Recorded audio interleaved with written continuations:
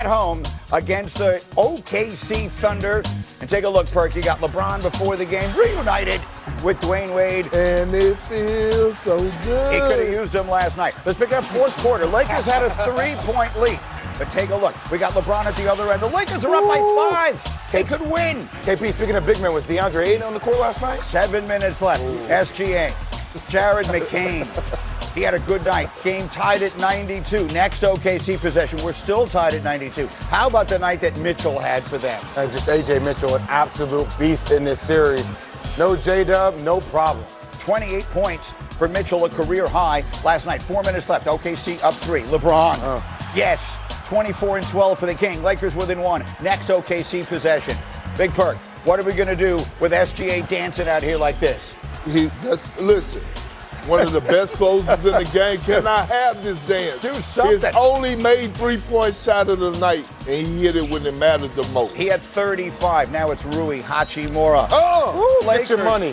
Plus the free throw. He would score 25. Luka can't believe it. We're right in the ball game. Minute left. 109-107. Smart to the lane. Plus the foul. The free throw would give the Lakers the lead. Late. JJ says we got a shot after a timeout. Next Thunder possession. This is controversial to me. Chet Holmgren. How many steps are you allowed to take? Take another look at this. Come on, fellas.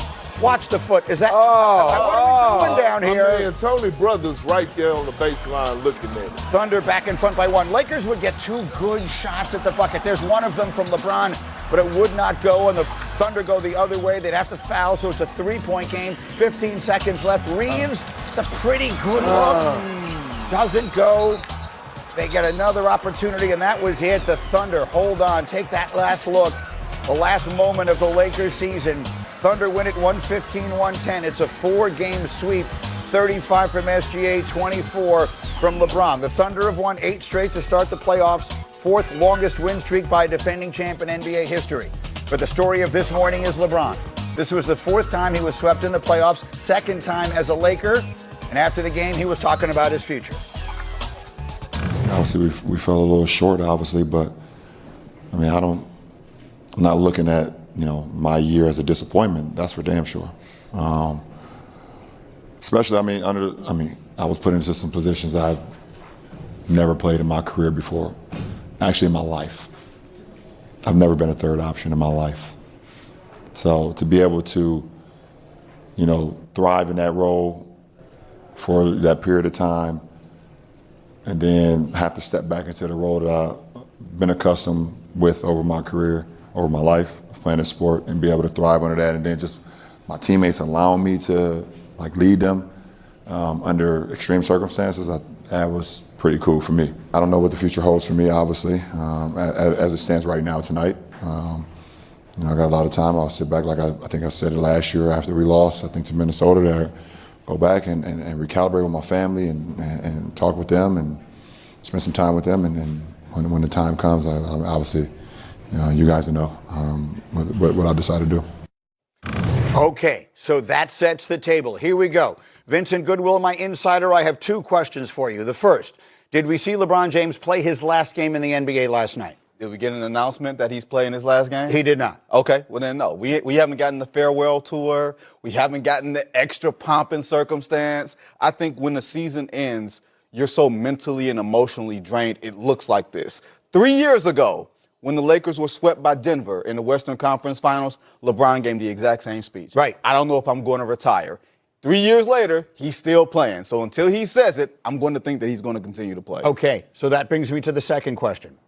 Did we see him play his last game as a Laker last night? That is a little more tricky. I think the best place for him is to remain a Laker, to retire a Los Angeles Laker.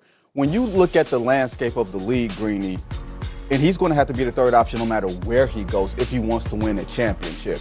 I'm not sure if anybody's going to pay him max prices, $50+ million, to be that at 42, 43 years old. The best place for him to be probably is a Laker, but probably not at a max deal. Well, Big Perk, do you think he's back? Vince, you're a lie and the truth ain't nowhere near you. Hey, look, let's have a moment of silence. Everybody close their eyes. Okay, yeah. Mm-hmm. For the ones that passed away, the dead. Okay, because LeBron, what happened last night, LeBron, Steph, and KD, they're dead bird tall grass when it comes to them ever stepping foot on the big stage again for us winning the NBA championship.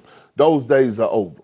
Neither one of those guys for the rest of their careers will win another championship. Now, with that being said, should it be the last game for?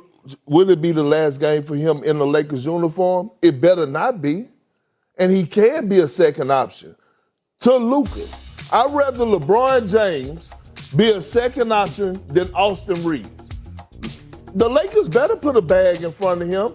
Anybody who saw Austin Reeves this past postseason? Did anybody see Austin Reeves against the Oklahoma City Thunder in these last two games when they were picking on him like he was a damn traffic cone defensively?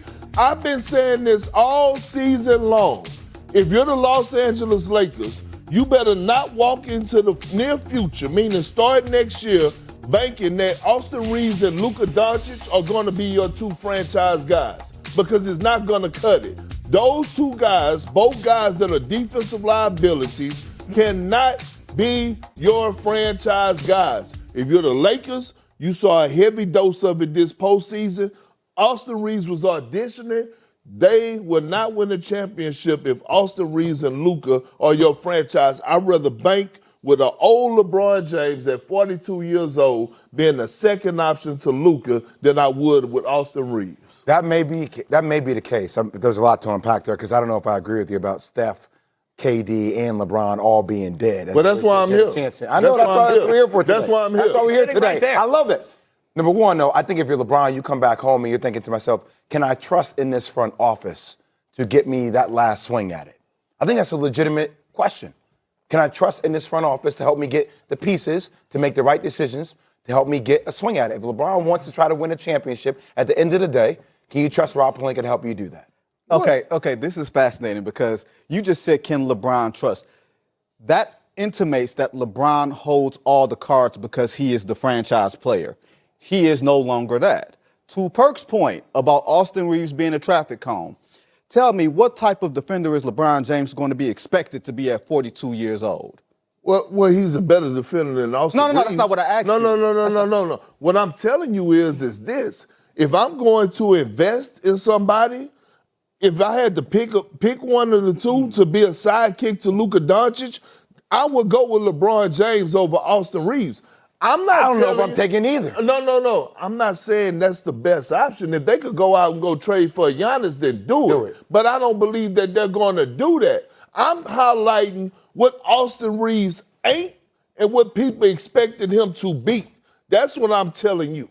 Okay, so there's two separate conversations we're having, and I love them both. Let's start with the LeBron of it. If his future is not in Los Angeles and he wants to continue playing, then what? Then you have to look at, once again, you have to look at the landscape and find me a team where he can contend as the second best player. Cleveland. No, I just thought you said he couldn't be a second best player. I did not say. You